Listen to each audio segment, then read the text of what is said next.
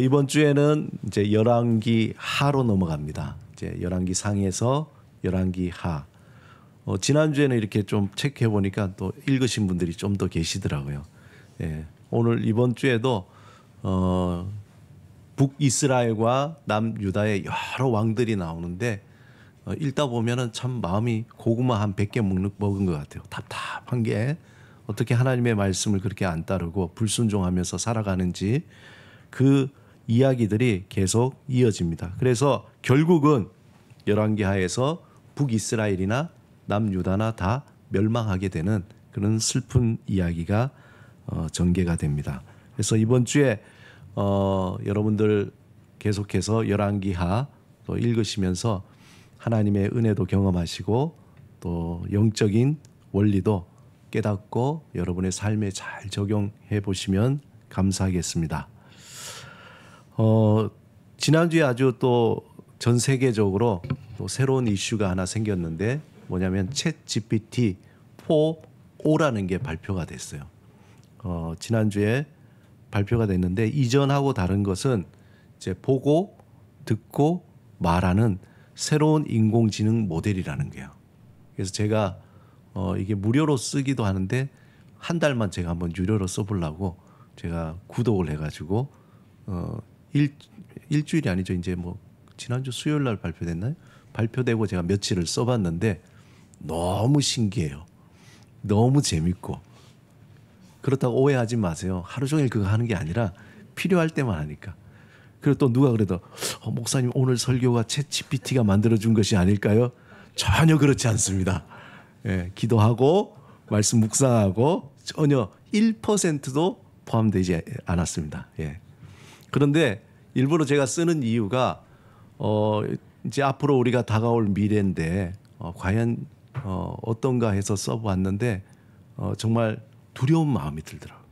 예전하고 좀 다르게 굉장히 업그레이드가 됐습니다. 그래서 이번에 챗 GPT는 그 오픈 AI에서도 강조하는 것이 보고 듣고 말한다는 거예요. 그 전에 텍스트 기반이라 그냥 이렇게 텍스트로 위주로 했는데 기존 모델과 달리 보고 듣고 말하는 새로운 모델로 이렇게 막 시연을 해요.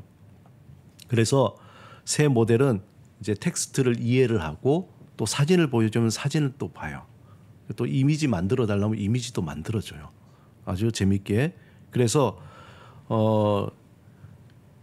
텍스트와 음성과 그리고 이미지 인식 기능이 이렇게 통합이 돼서 하는 전문 용어로 멀티모달 모델인데 이게 모달이라는 그런 새로운 모델이라는 거예요.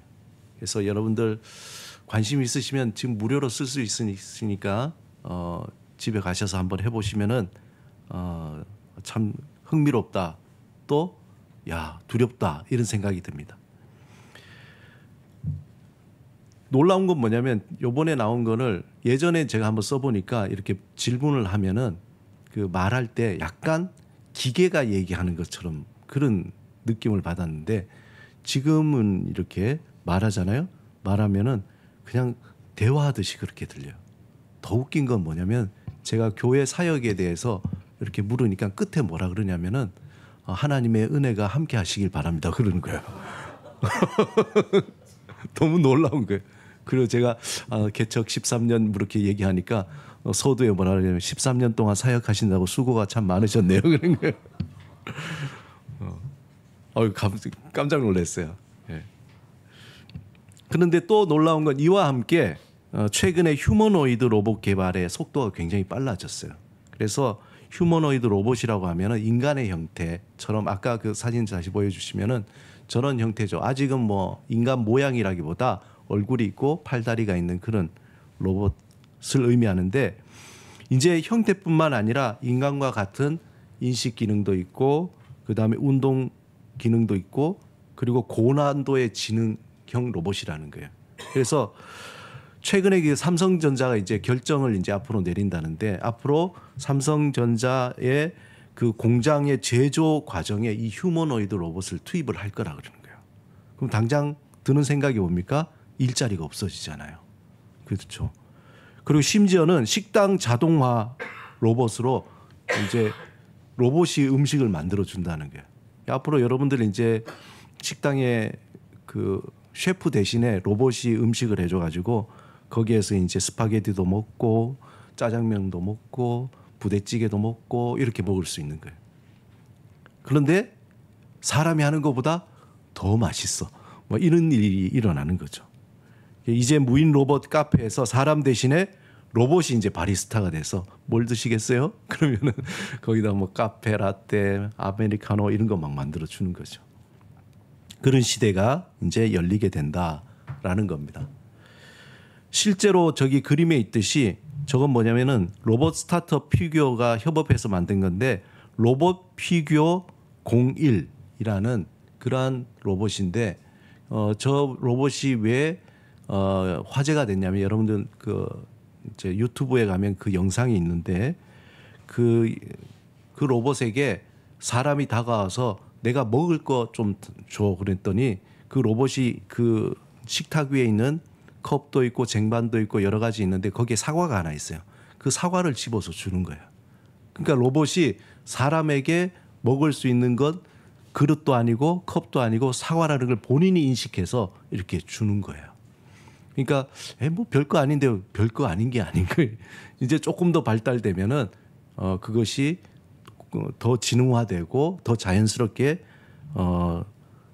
발전하겠죠. 거기에다가 이게 이제 챗 GPT하고 이렇게 합체가 된 거예요. 협업이 돼서 챗 GPT의 지능과 그 로봇의 새로운 유연성을 통해서 새로운 어떤 휴머노이드 로봇이 나온다. 앞으로 그야말로 인간의 능력을 뛰어넘는 새로운 능력의 시대가 열리게 된다는 겁니다.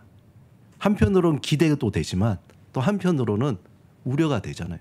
뭐 일자리부터 시작해서 그러니까 신학교에도 이제 급하게 된 거예요. 뭐냐면 도대체 인간이란 뭔가 뭐 여러 가지 이제 고민들이 많은 거죠. 뭐 로봇인데 이제 로봇 시대에서 인간론과 구원론과 또 여러 가지 복잡한 일들이 많이 생겨나게 된 겁니다. 영화에서나 보는 다 이제 사람인데 뇌가 손상이 돼서 뇌를 이제 기계로 교체했더니 그 사람이 다시 또 살아난 거예요. 그럼 이 사람은 기계인가 인간인가 뭐 이런 골치 아픈 문제가 생기는 거예요. 이분은 구원을 받았나 안 받았나 뭐 이런 것도 생각 안 할 수가 없는 거죠. 예. 앞으로 그런 아주 복잡한 기독교 윤리적인 또 신학적인 문제들이 많이 생겨나게 된다는 거예요. 문제는 뭐냐? 능력이라는 거예요. 우리가 인간이 가지고 있는 능력을 극대화하는 게 로봇이고 챗 GPT라 그러는 거죠.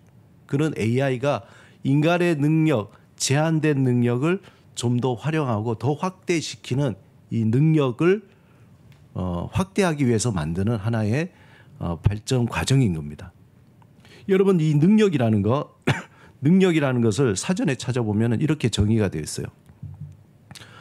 어떤 일을 할 수 있는 힘, 그리고 깜냥, 또 역량, 그리고 재능 또는 법률적으로 권리를 누리거나 행사할 수 있는 자격이죠. 이게 사전적인 의미입니다. 우리가 어떤 일을 뭔가 능력이라는 걸 할 수 있는 힘이 있어야 돼요. 요즘에 우리 지선이가 힘이 세졌어요. 그래서 예전보다 할 수 있는 능력이 많아진 거죠. 어떤 근육을 누리면은 또 할 수 있는 힘이 많아진 것처럼 어떤 그런 할 수 있는 힘, 여기서 힘이라는 거는 꼭 단순히 육체적인 힘만이 아니라 어떤 시간적인 여유 아니면 재정적인 능력 뭐 그런 것도 포함이 되겠죠. 저 사람은 저 일을 할 수 있는 깜냥이 돼라고 할 때에 그때 그것도 하나의 능력인 거죠.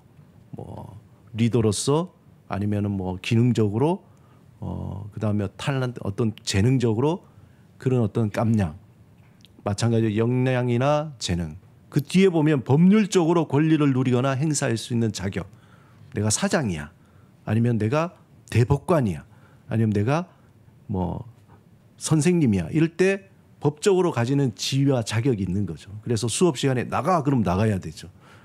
안 나가면 안 되잖아요.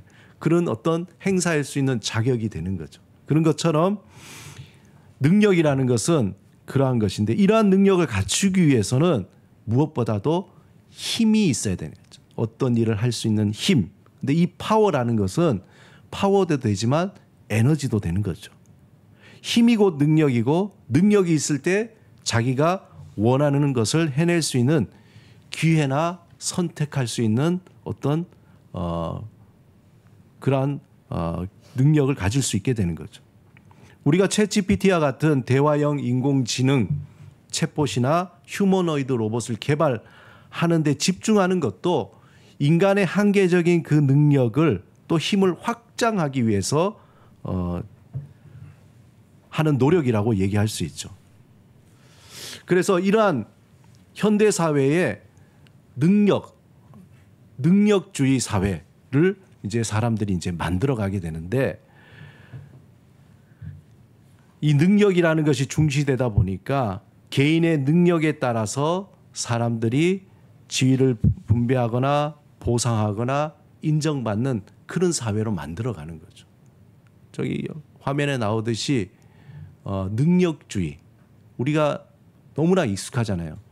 자신의 능력 얼마만큼 하는가의 그 능력에 따라 보상을 받고 거기에 따라 사회적인 어떤 기회라든지 지위라든지 어떤 여러 가지 것을 이익을 얻을 수 있는 그런 사회가 지금까지 그렇게 해왔다는 거예요.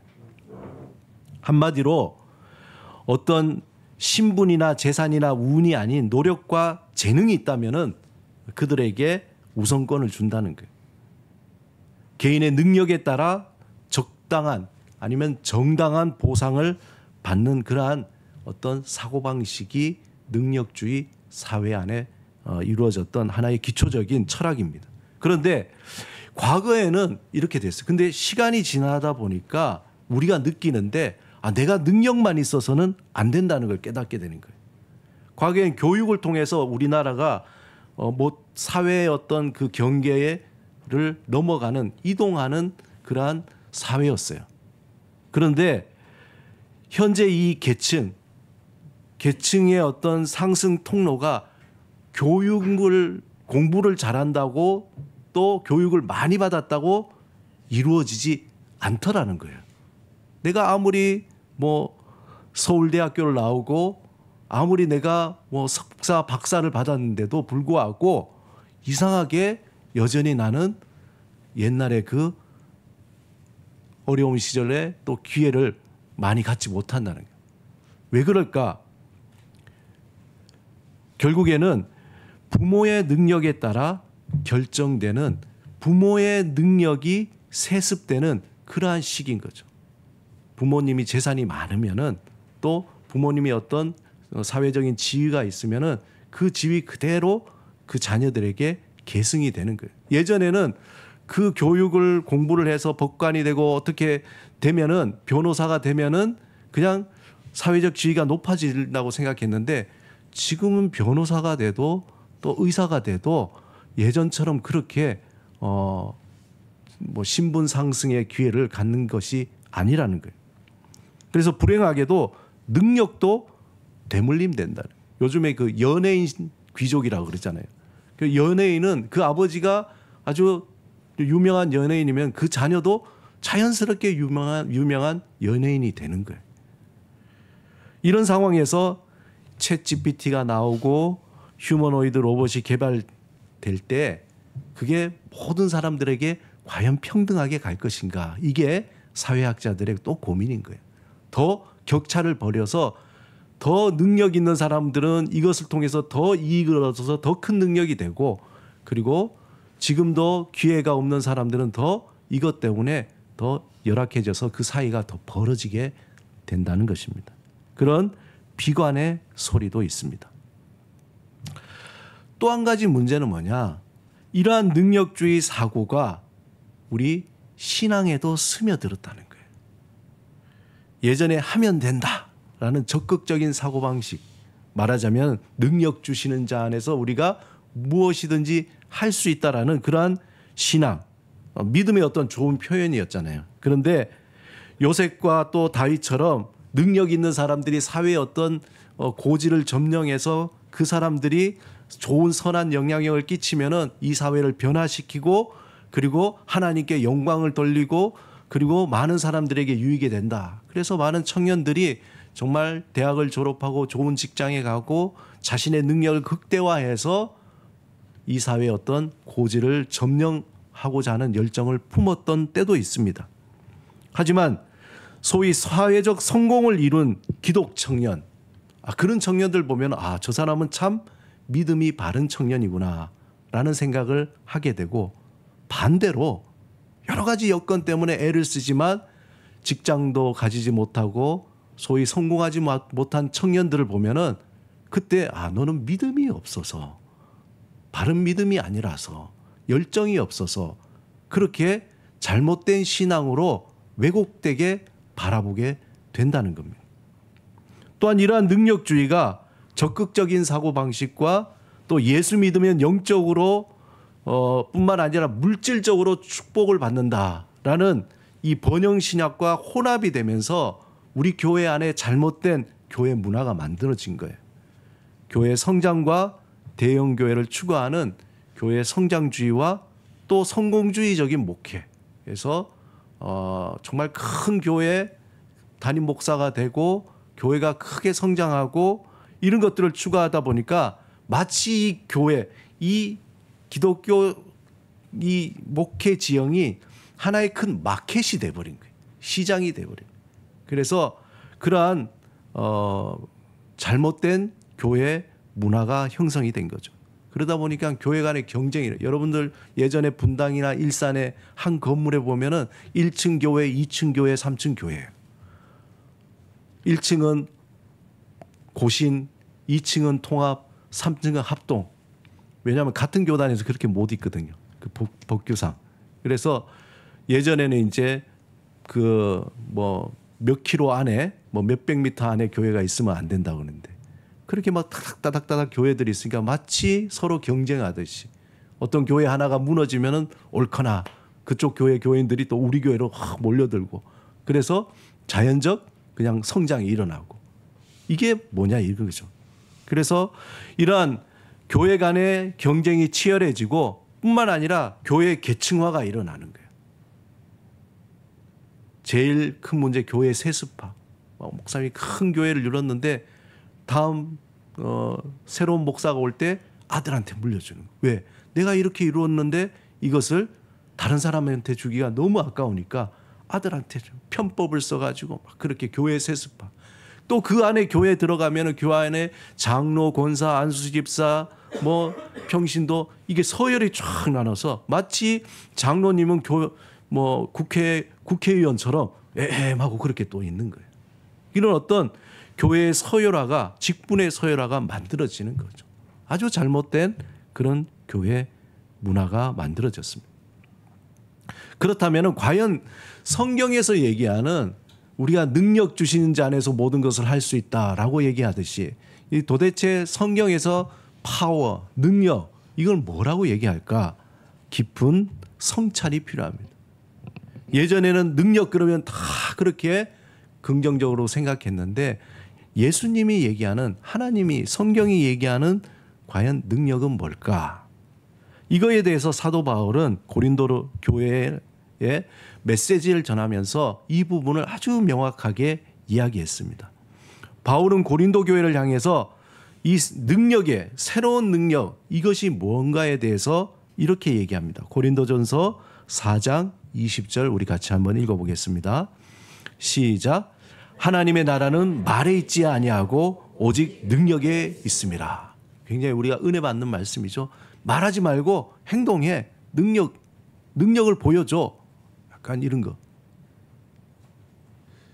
그런 의미로 사용이 많이 됐습니다. 그런데 과연 사도 바울이 고린도 교회에 이야기할 때 하나님의 나라는 말에 있지 않다, 하나님의 나라는 오직 능력에 있다라고 할 때 이 능력의 의미를 뭘로 전했을까라는 거죠. 당시 고린도 교회는 은사가 많았어요. 우리가 알잖아요. 거기에 막 성령님이 함께 하셔서 방언도 하고 예언도 하고 막 가르치고, 어떤 사람 각양의 은사들이 막 일어났어요. 어떻게 보면 혼란스러워요. 교회 모이면은 이쪽 구석에서는 막 방언한다고 왔다 갔다 이런, 저쪽에서는 또 뭐 예언한다고, 어떤 사람들이 막 어떻게 될 거라고 막 얘기하죠. 어떤 방언을 통변한다고 또 얘기하죠. 예전에 우리 청년 때나 옛날 교회 보면 참 그런 일로 참 웃긴 일들이 많았어요. 예. 그런데 당시에 고린도 교회가 은사가 참 많았다는 것은 하나님의 역사가 있었다는 거예요. 바울은 고린도 교회 성도를 향해서 이러한 은사, 정말 많은 다양한 은사가 있으면은 정말 놀랍구나, 정말 귀하구나, 칭찬할 만도 한데, 바울은 이러한 은사를 많이 가진, 은사가 많이 나타나는 고린도 교회를 향해서 너희들은 인격적으로 성숙하지 않았기 때문에 어린 자다라고 얘기한 거예요. 너희 왜 그렇게 어리냐, 이렇게 얘기한 거예요. 그리고 육신에 속한 자라고 책망했다는 거예요. 칭찬하지 않고. 사도 바울은 고린도 교회를 향해서 하나님의 나라는 말에 있지 않고 오직 능력에 있다는 것은 단순히 방언을 한다고 과시하고 내가 어떤 은사가 있다고 과시하고 자랑하는 것이 아니라, 그것이 능력이 아니라 하나님의 그 능력은 다른 것이라는 것을 이야기하고 싶었던 거예요. 그 구절의 원문에 보면은 능력은 헬라어로 두나미스입니다. 두나미스. 이 말의 어원은 여러분이 잘 아는 다이너마이트 아니면은 다이나믹 할 때 어원하고 똑같아요. 이게 두나미스인데, 이 두나미스에서 왔는데 그 뜻이 뭐냐? 육체적인 힘, 물리적인 힘, 능력, 가능성, 에너지. 우리가 그냥 생각하는 그러한 어떤 뜻이 있습니다. 그런데 사도 바울이 이 단어를 쓸 때에 이 힘으로 나를 드러내고 나의 것을 자랑하는 그러한 힘으로 사용하라는 것이 아니라, 이 구절에 다이너마이트처럼 파괴적이고 폭발적인 능력이 아닌, 이 능력은 하나님이 내려주시는 변화의 능력이라는 거예요. 변화의 능력. 우리가 잘 아는 사도행전 1장 8절 같이 한번 또 읽어봅시다. 예, 뒤에 구절 넘겨주시면. 없나요? 예. 사도행전 1장 8절 같이 읽어보겠습니다. 시작.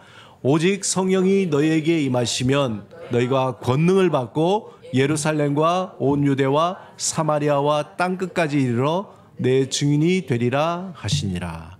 너무나 유명한 구절이죠. 오직 성령이 너희에게 임하시면 너희가 뭘 받는다? 권능, 능력을 받는, 파워. 여기에도 똑같이 두나미스. 이때 예수님이 권능을 너희가 막 이제 받으면 슈퍼맨이 될 거야. 막 폭발적인 능력으로 막 어딜 가든지 그냥 이적을 일으키고 막 대단한 어떤 표적을 나타내고 예언을 하고 막 그렇게 할 거야. 그런 의미로 예수님이 얘기했을까? 이때 예수님은 권능을 폭발적인 능력으로 말씀하지 않으셨다는 거예요. 예수님은 제자들에게 너희가 이제 성령이 임하면은 이제 두나미스, 능력이 나타날 텐데, 그 능력은 어떤 능력이냐? 너희가 어떠한 고난을 받든지 핍박을 받든지 어떤 상황에서도 믿음을 지키고 인내할 수 있는 능력이라는 거예요. 나를 과시하고 자랑하는 것이 아니라 그 믿음을 지킬 수 있는 그런 사람으로 변한다는 거예요. 너희가 성령이 임하면은 성도들이 말씀대로 살고 성령 안에서 하나가 되고 이전과 다른 새로운 복음을 증거하는 그런 사람으로 변화된다는 거예요. 말하자면은 존재의 변화예요. 존재의 변화. 되게 중요한 말입니다. 한번 따라합시다. 존재의 변화.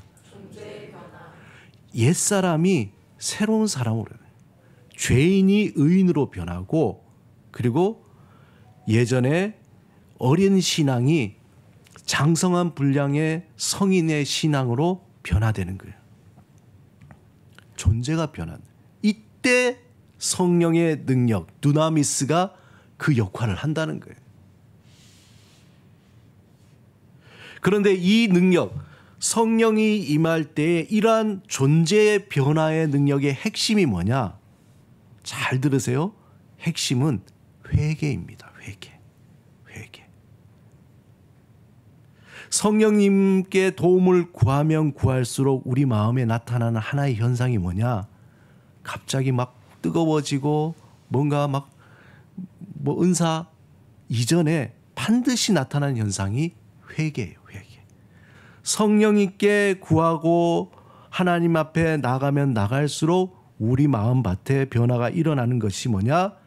회개하고 싶어지는 거야. 나의 실존에 대해서, 내 모습에 대해서 보니까 형편없구나라는 것을 깨닫게 돼요.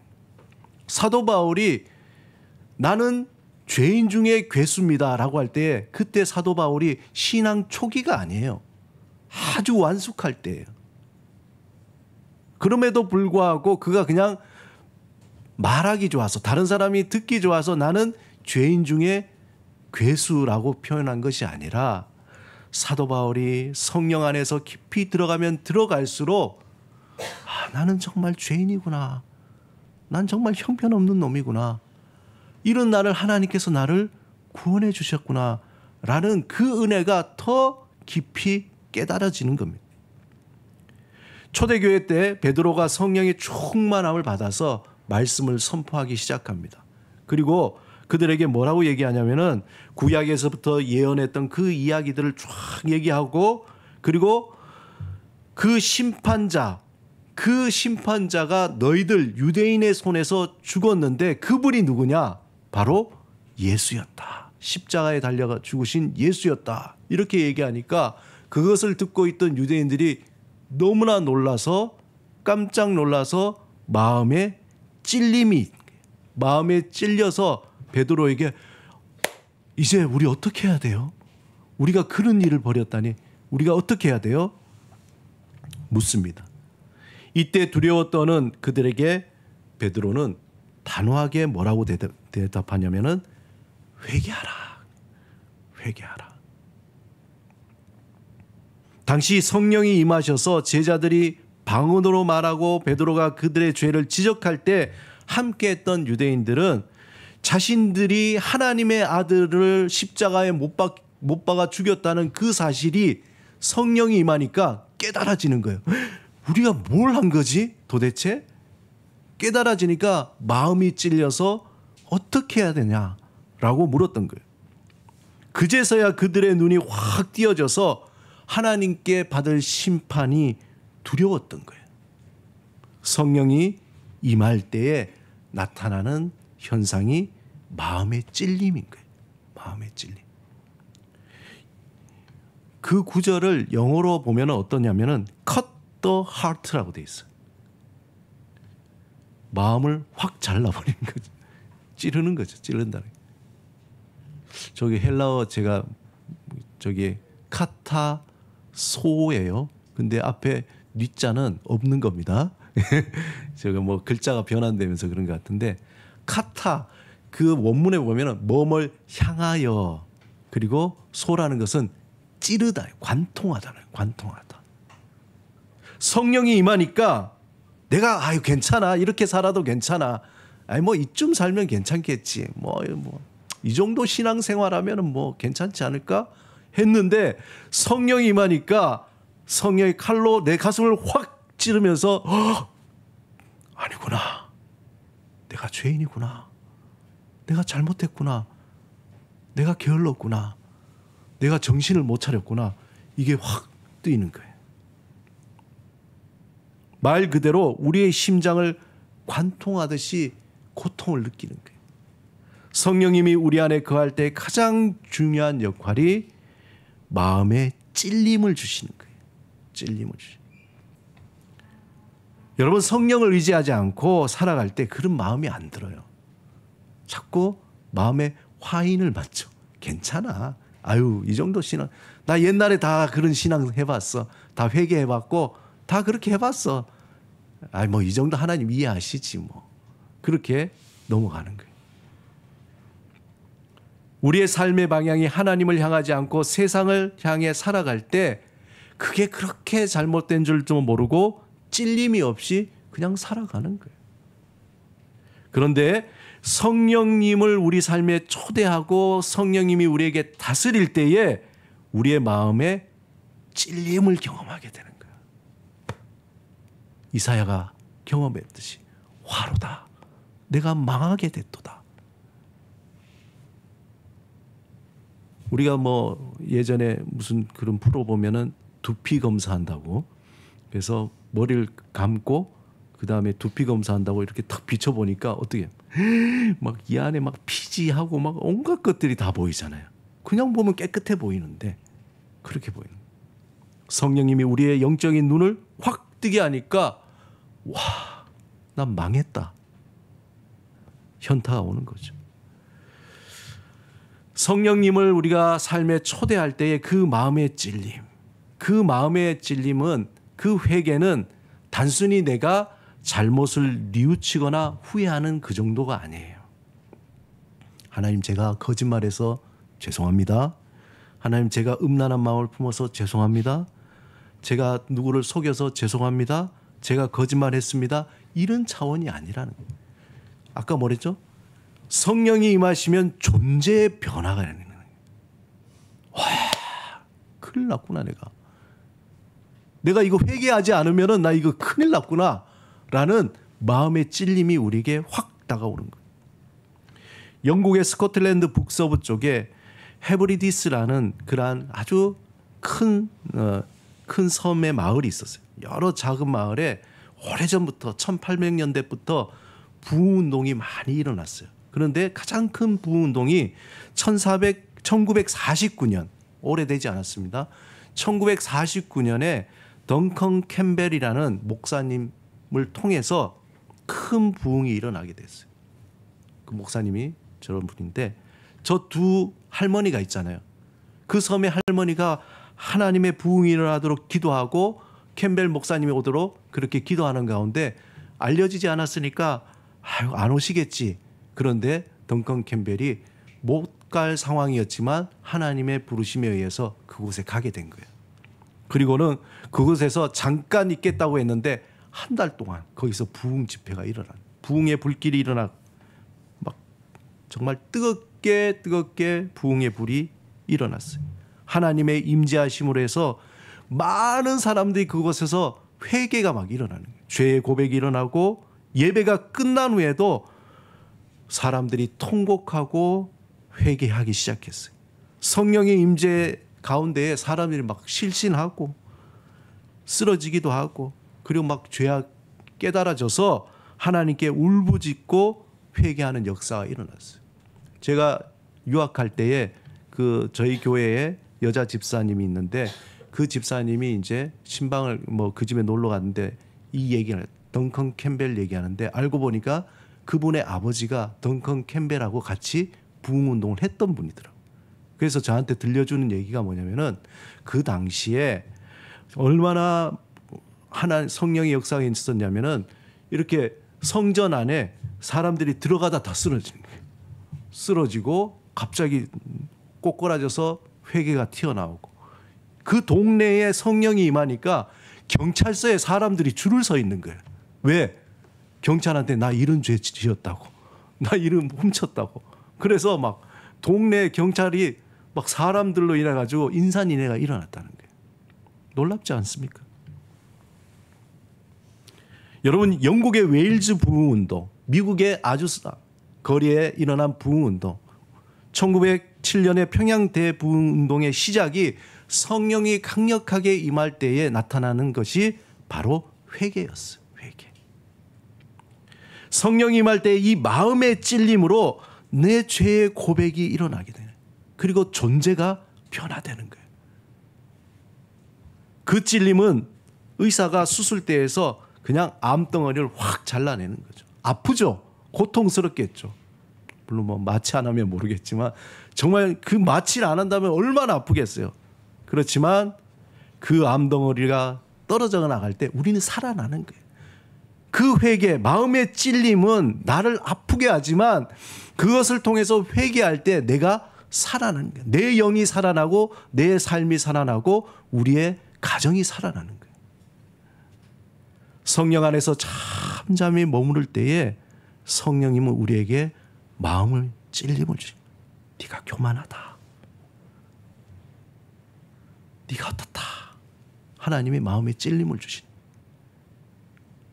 우리의 원죄는 예수 그리스도 안에서 단번에 용서를 받지만 우리가 날마다 하나님 앞에 설 때에 예수 그리스도 안에서 성령의 능력으로 죄인 되었던 나를 구원해 주신 그 하나님의 그 은혜가 얼마나 큰지 마음에 찔림이 생기는 거예요.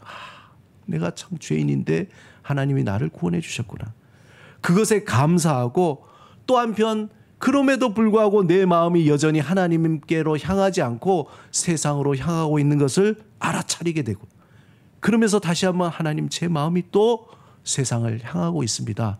회개하게 되는 거예요. 고백하게 되는 거죠. 나의 게으름과 나태함과 화를 내거나 거짓을 행했던 여러 가지 나의 죄들이 떠올라서 성령님의 우리 마음을 깨닫게 하는 그 죄를 입술로 고백하게 한다는 거예요. 날마다 하나님이 없이는 어쩔 수 없는 존재구나 라는 사실을 깨닫고 회개하고 고백할 때에 그때 정말 존재의 변화가 일어나는 거예요. 하나님의 은혜를 경험하게 되고, 그리고 진실로 하나님의 사람으로 살아가게 되는 겁니다. 그래서 진정한 회개가 없이는 진정한 믿음도 진정한 변화도 없는 거예요. 이러한 회개를 통해서 새로운 삶의 변화가 일어나게 되는 거예요. 그때 성령의 능력이, 그때 능력이 하나님이 말씀하신 능력이라는 거예요. 나를 자랑하고 과시하는 것이 아니라 존재의 변화. 어떠한 변화가 일어나는가? 사도행전 2장 41절 42절 같이 읽어보겠습니다. 시작. 그 세례를 받으며 이날에 신도의 수가 3,000이나 더하더라. 그들이 사도의 가르침을 받아 서로 교제하고 떡을 떼며 오로지 기도에 힘쓰더라. 그날에 그곳에 모인 사람들이 회개하고 나니까 존재의 변화가 일어나는, 예수를 구원자 주로 영접하고 세례를 받습니다. 그들은 새로운 삶으로 사도들의 가르침을 받게, 말씀을 듣기 시작하는. 그전에는 말씀을 들리지도 않고 듣고 싶지도 않았어요. 이제는 말씀을 듣고 싶어요. 매일매일 성경을 읽고 싶어. 기도하고 싶어져요. 그리고 서로 교제하는 거죠. 서로를 격려하고 위로하고 서로를 붙들어줍니다. 그리고 하나님께 더 마음을 집중하게 됩니다. 이것은 행동의 변화. 이러한 행동의 변화가 아무리 가르친다고 되겠어요? 진정한 회개를 통해서 존재의 변화가 일어나게 된 겁니다. 성령님은 날마다 진정한 회개를 통해서 하나님의 깊은 자비하심을 경험하시길 원하는 거예요. 그 자비하심을 경험할 때에 우리의 삶이 변화되기 때문입니다. 나를 용서하게 되고, 또한 남을 용서하고 내 것을 내 것으로 여기지 않고 다른 사람들의 필요를 위해서 나눠주기 시작하는, 나 혼자 살아가는 것이 아니라 더불어 함께 그렇게 살아가는 그런 마음이 생겨나는 거예요. 그래서 바울이 말하는 진정한 능력이라는 것은 성령으로 말미암아 변화되는 성품입니다. 성품. 하나님이 우리에게 기대하시는 그게요. 우리의 아파트가 몇 평이냐, 차가 뭐냐, 얼마의 잔고를 가지고 있느냐, 네가 어떤 사회적 지위를 가진, 아무 관심이 없어요. 하나님은. 하나님이 관심을 갖는 것은 성령을 통해서 너의 성품이 지금 변하고 있나 아닌가, 그걸 보시는 거예요. 하나님의 나라는 말에 있지 아니하고 오직 능력에 있음이라라는 것은 철저한 회개를 통한 성품의 변화, 그것을 통한 인격의 성숙입니다. 성품의 변화가 없는 은사나 능력은 참된 능력이 아니라 그 사람에게 독이 되는 거예요. 독이 되는 거예요. 그것을 경고한 겁니다. 하나님의 관심은 우리가 능력이 충만하여서 사회적으로 대단한 사람이 되는 것에 있지 않고, 하나님이 가장 원하시는 것은 성령의 능력으로 우리의 성품의 변화가 일어난 것을 기대하고 원하시는 거예요. 사랑하는 여러분, 하나님은 성령의 능력으로 성품이 변화되는 그러한 성령의 열매가 맺힐 때에, 그때 우리를 통해서 하나님의 영광이 드러나는 거예요. 내가 뭐 상 받아서 하나님께 영광을 돌립니다. 뭐 그것도 있겠죠. 네. 그러나 하나님의 영광은 언제 일어나나? 잘 기억하시기 바랍니다. 우리 안에 회개가 일어나고 우리의 성품이 변화될 그 성령의 열매가 맺힐 때에 우리를 통해서 하나님의 영광이 드러나는 거예요. 저 사람 변했네. 야, 저 사람 변했네. 저런 사람이 아니었는데 변했네. 그때 하나님의 영광이 나타나는 거예요. 성령의 열매는 성도의 수가 많아지거나 물질로 부자가 되거나 병고침을 받거나 사회적으로 지위가 높아지는 것이 아니라 성령의 열매는 세상의 온갖 고난과 시험 가운데에 하나님 제가 그래도 믿고 싶어요. 믿겠습니다. 의지합니다. 그렇게 살아가다 보니까 나의 고집이 꺾이고 나의 조급함이 인내함으로 변하고 나의 성품이 조금씩 바뀌고 깎이고 변화돼서 그때에 하나님의 영광, 성령의 열매가 맺히게 되는 거예요. 그러다 보니까 그 사람이 점점점 하나님의 예수 그리스도의 형상을 닮아가는 거예요. 고군분투하는 가운데 변화되는 그러한 우리의 모습입니다. 그 구체적인 열매가 오늘 본문에 있잖아요. 오늘 본문 함께 같이 읽어보겠습니다. 시작. 오직 성령의 열매는 사랑과 희락과 화평과 오래 참음과 자비와 양성과 충성과 온유와 절제니 이 같은 것을 금지할 법이 없느니라.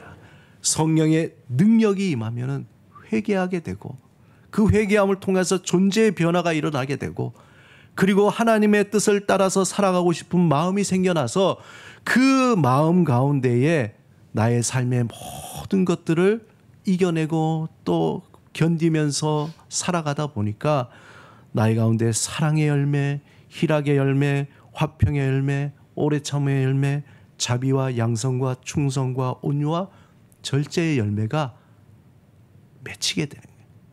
어떤 분은 그래요. 저는요 온유의 열매는 생겼는데 절제의 열매가 자라서 그런 건 없어요. 성령의 열매는 마치 포도송이처럼 포도송이가 어떻게 열립니까? 아주 작은 열매가 조금씩 점점 같이 점점점 연결어 가듯이 우리의 전인격적으로 조금 했던 것들이 점점점 서로 연관돼서 같이 열매 맺어 가는 겁니다. 성령을 의지하고 도움을 구하며 예수 그리스도의 형상을 닮아 가기를 사모하시기 바랍니다.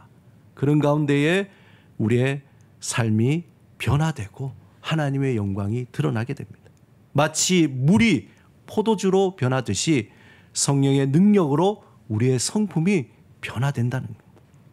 이러한 변화된 삶이 내 개인, 나 개인에 머무는 것이 아니라 내가 변하니까 우리의 가정이 변하는 거예요.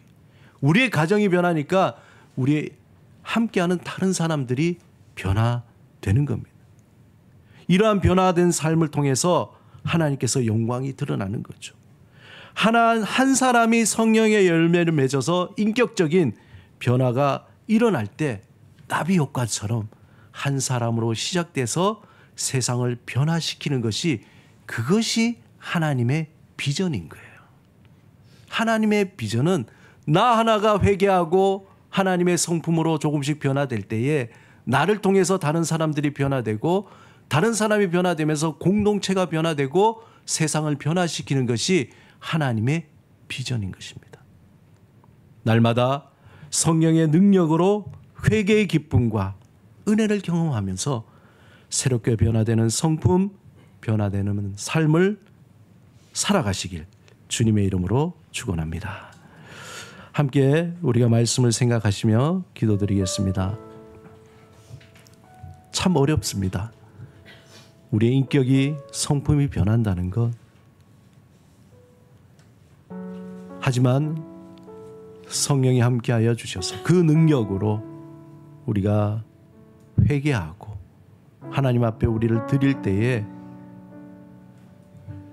우리의 성품이 하나님의 손에 의해서 조금씩 다듬어지고 변화되어 나도 살고 남도 살리는 그러한 삶을 살아가게 될 것입니다. 이 시간에 오늘 성령 강림 주일입니다. 성령의 능력이여 우리에게 함께하여 주셔서 우리의 미지근하고 우리의 나태하고 안주하는 그러한 신앙에서 마음의 찔림을 주시고 우리를 돌이켜 주셔서 영적으로 눈이 띄어지고 귀가 열려서 하나님 앞에 회개하며 우리의 삶을 들여 변화시키는 그러한 존재의 변화가 일어나는 그러한 삶이 되게 하여 주옵소서.